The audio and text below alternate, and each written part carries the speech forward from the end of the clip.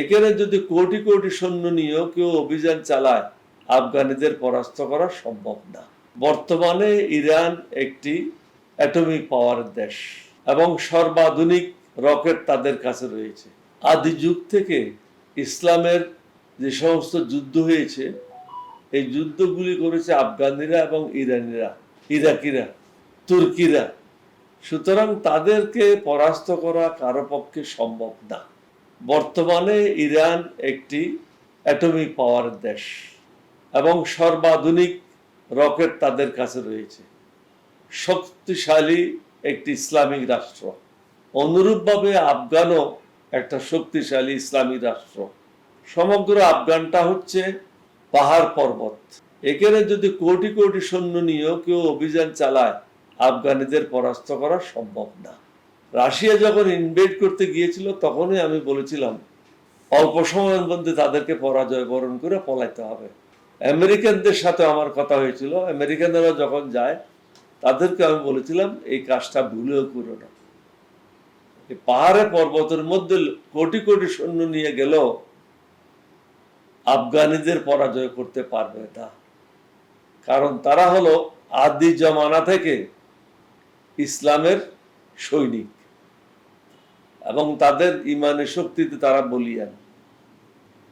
সত্যিকার অর্থে তারা ইসলাম ধর্ম পালন করে।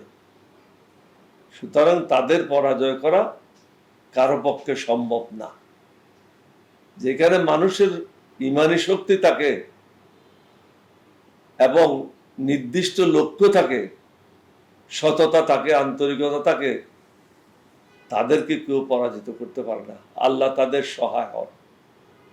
সেনা প্রধান মানে সেনাবাহিনী না। সেনাবাহিনীতে স্তর থাকে, কমান্ডার। 1 নম্বর নাই, 2 নম্বরে সেটা পূরণ করবে।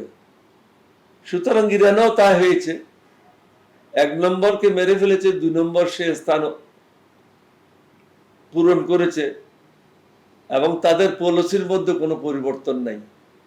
প্রত্যেকটা আর্মিতে তাদের একটা যুদ্ধের পরিকল্পনা লিখিতভাবে থাকে।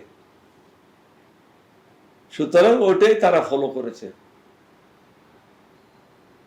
তাদেরকে এত সহজভাবে নেওয়াটা বোকামি হবে।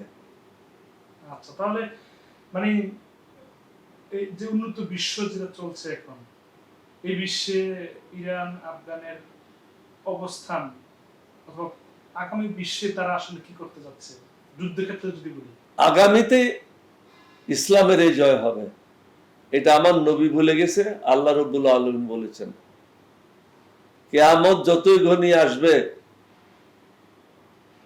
মুসলমানদের সংখ্যা দিন দিন বৃদ্ধি পাবে।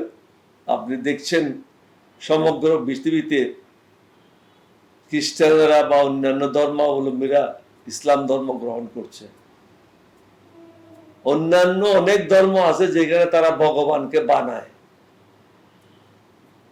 ইসলাম ধর্মে কিন্তু আমরা ভগবানকে, আল্লাহকে বানাই না, আল্লাহ আমাদেরকে সৃষ্টি করে। সুতরাং এখানে মূল পার্থক্য। মানুষ কখনো আল্লাহকে বানাইতে পারে না।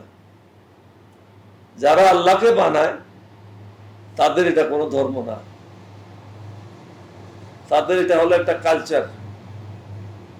আমরা হলাম একত্ববাদী।